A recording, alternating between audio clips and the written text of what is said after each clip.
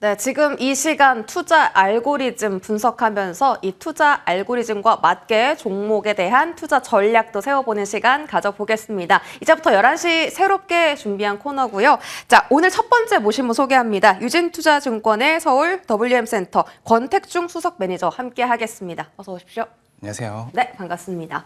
자, 저희 투자 알고리즘 바로 확인해 보겠습니다. 먼저 첫 번째 알고리즘 조정은 기회입니다. 최근 들어 미증시 고점 론, 버블론이 계속되고 있고 국내 증시가 그 타격을 받으면서 2월 동안 최고의 가도를 달리다가 지난주에는 많이 꺾이는 흐름이 나왔잖아요. 그런데 이제 한국 증시가 아무래도 작년에 많이 떨어진 만큼 오히려 조정을 기회로 삼아야 되는 것이 아니냐라는 이야기가 많이 들어오고 있습니다. 자, 바로 열어볼게요. 저밸류 매력, 이것이 이제 매수의 기회로 삼아야 된다는 그 이야기가 나오고 있는 중심점에 서 있는 것이고요. 두 번째는 외국인 순매수세입니다. 그 외국인 순매도세는 최근 들어서 강해지고 있다가 순매수세가 오늘 좀 잠시 들어오기도 했는데 일단 저밸류 매력부터 여쭤보죠. 어떻게 보세요? 지금 사야 됩니까?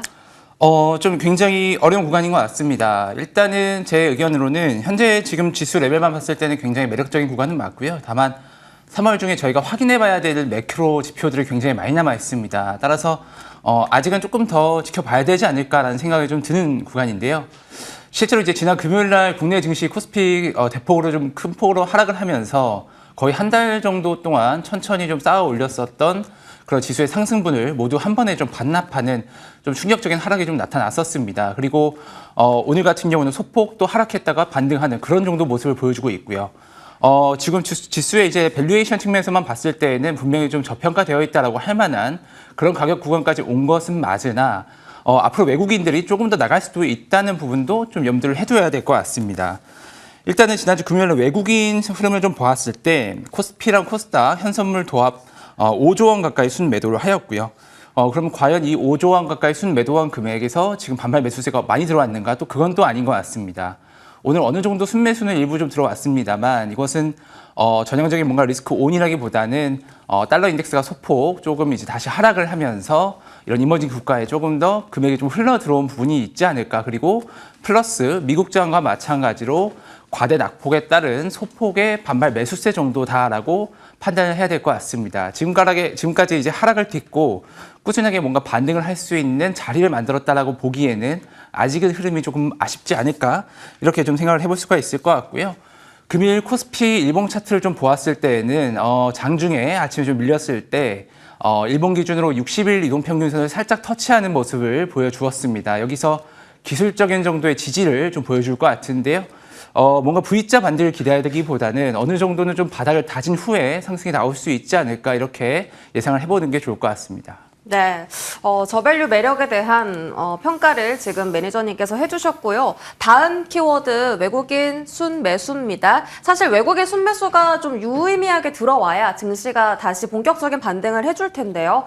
지난 거래일 하루 동안 3조 원 빠졌죠. 선물, 현물 합해서 3조 원 넘게 매도세가 나왔고요. 환율 영향도 있었습니다. 오늘은 달러당 원화 가격이 좀 떨어지고 있는데 외국인 순매수 언제쯤 의미 있게 들어올지 그 방향성 좀 체크해 주시죠.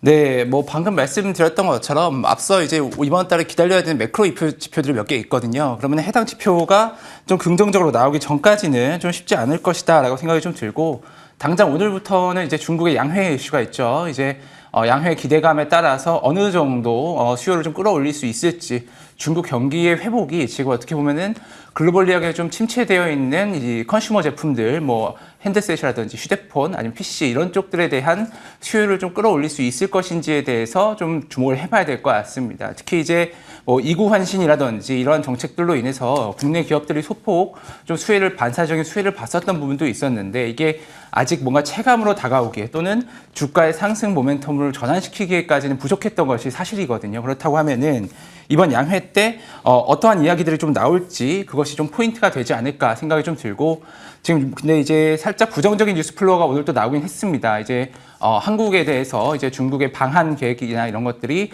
조금 뭐 불투명해질 수도 있지 않냐 뭐 이런 얘기들도 조금씩 나오면서 어느 정도 계속 노이즈가 있는 듯한 모습을 보여주고 있는데요. 결론적으로는 일단은 아직은 지금 당장 저점이다. 라고 보기에는 어렵다. 조금 더 외국인의 수급이 들어오는 것도 조금 더 체크를 해볼 필요가 있겠다라고 말씀드리겠습니다. 네, 외국인 수급을 좀 체크해볼 필요가 있겠다. 앞으로 확인해야 될 지표들이 좀 있기 때문에 일단 당장의 중국 양회 흐름부터 어떤 영향을 받을지 함께 지켜보시죠. 마지막 리스크는요. 키워드는 트럼프 리스크입니다. 너무 리스크가 강하다 보니까 리스크란 말이 먼저 튀어나왔어요. 관세 영향이 지금 상당하고요. 글로벌 증시 압박하는 지금 메인 키워드입니다.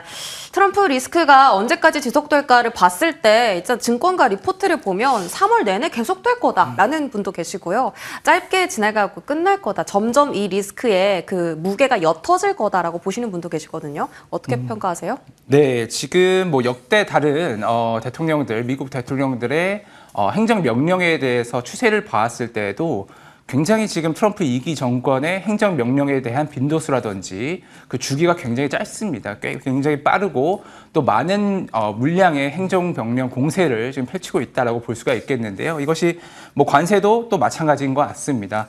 과거 다른 정권들과 조금 달리 특히 SNS를 적극적으로 좀 활용을 하면서 시장에서는 가장 무서워하는 게 역시 불확실성이 아닐까라고 생각이 좀 되는데 최근에 지금 당장 오늘로 예정되어 있는 캐나다와 멕시코에 대한 관세 이슈도 중간에 한번 또 말이 바뀌면서 시장이 안도를 했다가 다시 한번 절망으로 빠지는 손바닥 뒤집듯이 뭔가 번복되는 것에 대한 두려움이 지금 여전히 남아있는 것 같습니다. 이게 정리가 되기에는 역시나 쉽지 않다라고 생각을 하는 게 맞는 것 같고요. 오늘 시장의 뭐 흐름도 추후 다시 말씀드리겠지만 여전히 관세에 대해서는 좀 최대한 피해갈 수 있는 업종이라든지 피해갈 수 있는 섹터, 종목들에 대해서만 좀 안심을 하고 있는 분위기고요. 그 외에 전체적인 종목들 관세의 영향을 직접적으로 또는 간접적으로라도 피해를 볼 수 있는 종목들에 대해서는 일단 피하고 오자라는 분위기가 굉장히 팽배해 있는 것 같습니다. 따라서 지금은 관세의 태풍의 중심에 있는 게 좀 벗어나 있는 그런 종목들을 찾아 나서는 게 지금 현재 시장 분위기다라고 해석하시면 될 것 같습니다. 어떻게 보면 적극적인 매수보다는 조금 더 관세에 의한 태풍을 피해 있는 것이 바람직하겠다라고 평가해 주셨습니다. 두 번째 투자 알고리즘으로 넘어가 보시죠. 오늘의 뭐 섹터 주인공이겠습니다. 조방전이고요. 조선하고 방산 쪽에 또 저희가 쉬는 동안 뉴스가 많이 나왔습니다. 첫 번째 연결고리 한번 볼까요? 조선방산 전력기계 연결고리는요. 바로 트럼프 수혜입니다. 그 해군 준비태세 보장법 발의가 되면서 이제 국내로 그 수주 물량이 많이 늘어나겠다 이런 기대감이 상당히 많이 실려 있잖아요. 뭐 30년 동안 42조 원 규모, 뭐 클 수도 있고 작을 수도 있겠지만 어쨌든 최대 수혜가 K조선이기 때문에 조선 쪽으로 시선 쏠리고 있고요. 방산도 자주국방 분위기 강해집니다. 유럽 깍그 지수, 닥스 지수 다 그 신고가를 갔잖아요. 국내 흐름은 어떻게 판단하세요? 이제 월요일 날 우리 시장은 휴장이었죠. 보면은 근데 일본 같은 경우도 방산, 아니 뭐 또 조선 쪽들도 굉장히 좋았습니다. 지금 글로벌 증시 흐름 자체가 특히 K조선과 K방산이 강세인 것도 맞고요. 글로벌리 자금의 이동이, 집중이 또 방산과 조선에 집중되고 있는 것도 맞다라고 보시면 될 것 같습니다.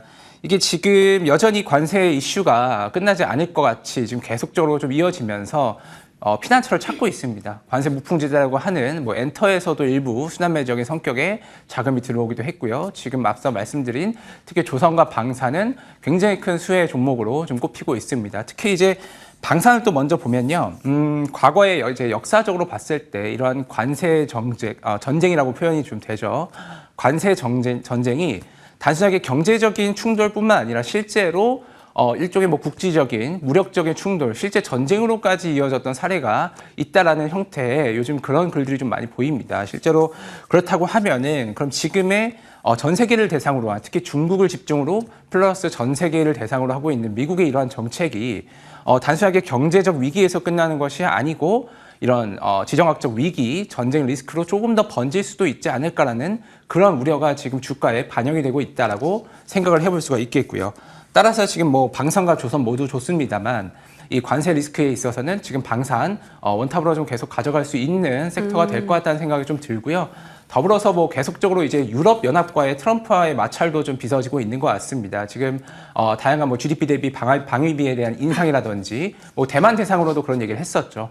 결국에 이제 방위비 인상 증액 사이클이 올해부터 시작이 되면서 이미 조금씩 그런 기조가 있었는데 더욱 강화된다고 하면 그 파일을 많이 가지고 있는 K조선 역시 시장 전체 확대에 따른 수혜 볼 수 있을 것이라 생각이 좀 됩니다. 네, 조선 방산 여전히 긍정적으로 보고 계신데 하나 불안한 게 있어요. 다음 연결고리로 살펴볼 텐데 바로 고평가 부담입니다. 너무 비싸잖아요. 안 그래도 지금 살까 말까 고민인데 못 사신 분들은 지금이라도 늦지 않았나 이런 생각이 들거든요. 고평가 부담은 어떻게 판단할까요? 네, 뭐 종목별로 역시 다를 수밖에 없을 것 같습니다. 뭐 그렇습니다만 이제 뭐 특히 뭐 오늘 뭐 VI가 걸리기도 했더라고요. 나오기 전에 잠깐 보니까 하나오션 같은 경우는 변동성 완화 발동 장치 작동을 했죠. 작동을 하면서 장중에 뭐 굉장히 큰 상승을 보여주고 있습니다. 10%대 중반까지도 상승을 좀 보여주고 있기도 하고요.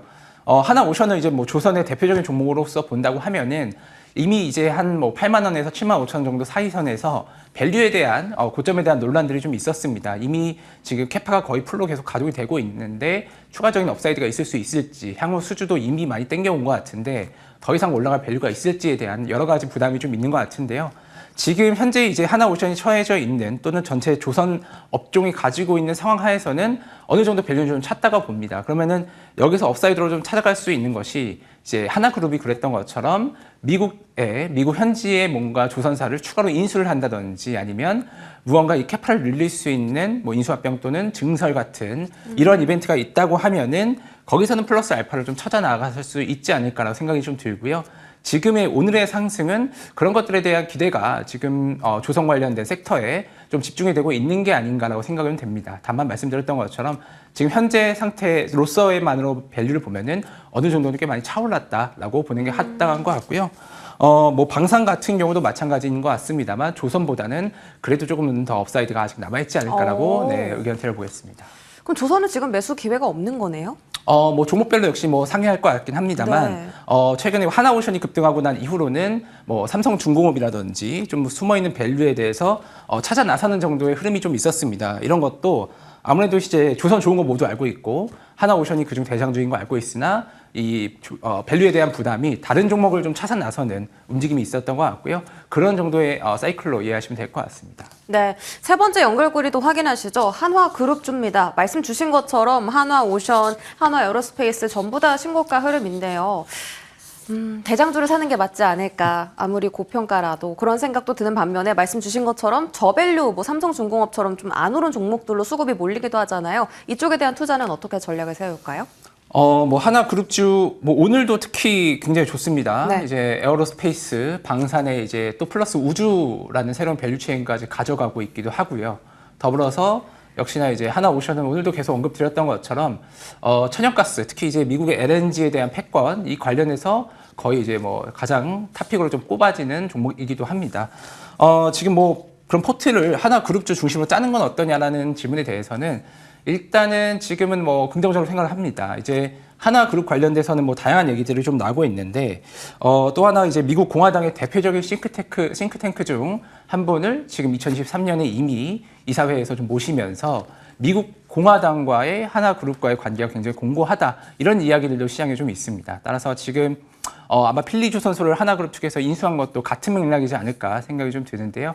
지금 미국 우선주의, 아메리칸 퍼스트를 외치고 있는 이러한 흐름 중에서는 하나그룹에 대한 전방위적인 수혜는 당연히 좀 기대를 할 수 있을 것 같고요. 뭐 다만 뭐 하나그룹의 모든 종목이 좋다라고 본다기보단요. 어쨌든 지금 조선과 방산 그 두 키워드를 가지고 있기 때문에 수급적인 흐름은 역시 하나그룹에 많이 몰릴 가능성이 있기 때문에 달리는 말에 올라탄다는 개념에서는 용이하다 이렇게 해석해 볼 수 있을 것 같습니다. 그룹주로 포트를 짜도 괜찮다라고 또 파격적인 대답을 주셨는데 네. 뭐 기대 수익 가장 큰 종목 있습니까?